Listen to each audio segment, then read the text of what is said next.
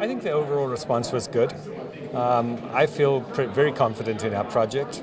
I think by doing this, we managed to get the council to understand exactly what we're doing and that they have no risks at all.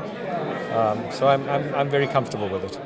You said that they would get the money once we break ground. Correct. So could you elaborate a little more? So what we arranged right in the beginning, and we've sort of spoken about it from time to time, is that we would give the city a concession because they were short of money at the time that this project gets going. So that's a $3 million concession that we will work off with them over a number of years, which will get them out of the red and keep them going very comfortably. I don't think you were upset with a couple of questions from the council and some other people, but it seemed like time is of the essence for you in this project. Absolutely, time is of the essence. I'm not upset with the council at all. I'm really, like I said, very happy to be here in Terre Haute. But this has been dragging on for a long time, and we keep on getting new questions and new delays, and delays are money. Our money, like you heard, is equity money. It's not going to the bank and getting a loan, and as you draw it, so then you start paying interest. Our money costs money from the day that it's approved to us. So when we're talking about $300 million at a reasonable interest rate, that's costing us a lot of money on a daily basis. My plan is to be here in Terre Haute, but if we don't get the answers in the next real soon, I won't put a time on it because that's not the way I do business, but if we don't get an answer real soon to move forward, we have existing contracts that are signed and approved by the Board of Works, and that's the governing office that does these contracts. The fact that now the council wants to see them, the contracts in my view are still valid, and I'm happy to show them to them, but if we can't go forward, like I said, we had some publicity that didn't work, that worked against us, but in the long run worked for us. And I have a number of cities waiting to do the same deal for me. I have $1 billion available.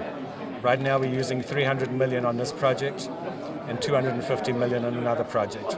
So I can switch the money from one to another quite easily. The property's in place, the contracts are in place, the feedstock's in place, our engineering group is in place. Everything is ready to go. It's in the city's hands to decide whether they want us or they don't want us.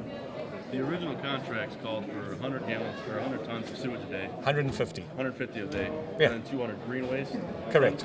Now is the green waste, from my understanding, is that off the table now? Well, the message that I got is they couldn't come up with that amount of green waste. I said that's not a problem. Because we can bring in something else. We can bring in RDF, or we can bring in carpet, waste carpet, or anything that has a really good carbon value. We know that sewer sludge has a small carbon value. I didn't need any engineers to explain that to me. I've been working the same project for the last 7 years, and I'm not an engineer.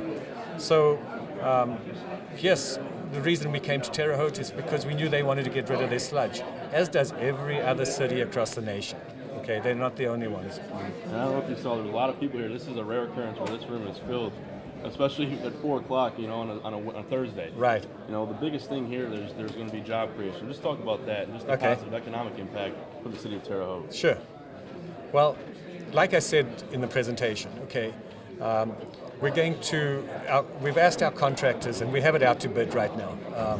We've asked our contractors to try as far as possible to hire local people. They can't always do that, but they're going to try as far as possible. Some of our equipment is actually going to be manufactured right here in Indianapolis, where we could actually manufacture it anywhere in the country and then ship it in. From a point of view of operations, it'll all be local people. We will bring in 2 or 3 managers from another state, and then the rest of the workforce will be local. Without saying anything about the process or any trade secrets, can you say where your pilot plant is located? No, I can't tell you anything, but you asked me for a copy of our slide presentation, and you'll see how it works and what it does. How competitive is this industry in terms of, I'm sure there's other companies that are looking to do the same thing to make money. There's a lot of companies that are doing it in an esterification process. Esterification is using palm oil or one of those kind of products to gasify and turn it into a fuel. That's not a lucrative, it doesn't give you a good yield. So when somebody says that these companies are never a success, that's the problem with the stigma that's attached to our fuel. Our fuel is not a biofuel, our fuel is a drop-in fuel. So when we manufacture, it goes right into the truck or right into the jet aircraft. Does the question surrounding the technology and what you guys are trying to do, doesn't that just, for lack of better words, add fuel to your fire?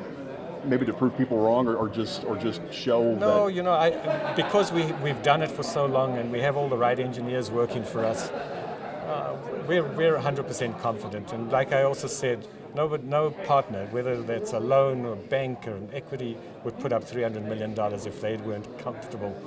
And we have the whole project bonded from start to finish. You mentioned some other Powerdyne plants. Could you say where some of those are, or where your other plants are? Why not? Because I don't. Why is it a secret where you're Because from? when I do People bus- would tell us where because their when I plants do are. business with somebody, I sign a non-disclosure agreement. And when I have a non-disclosure agreement, I keep to it. Even the location of the plant? When I have a non-disclosure agreement, I keep to it.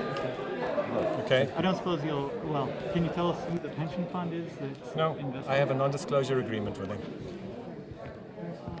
I had a question. Why do you think people are skeptical about your process if you're so confident? I don't think that the people are skeptical. I think it's political.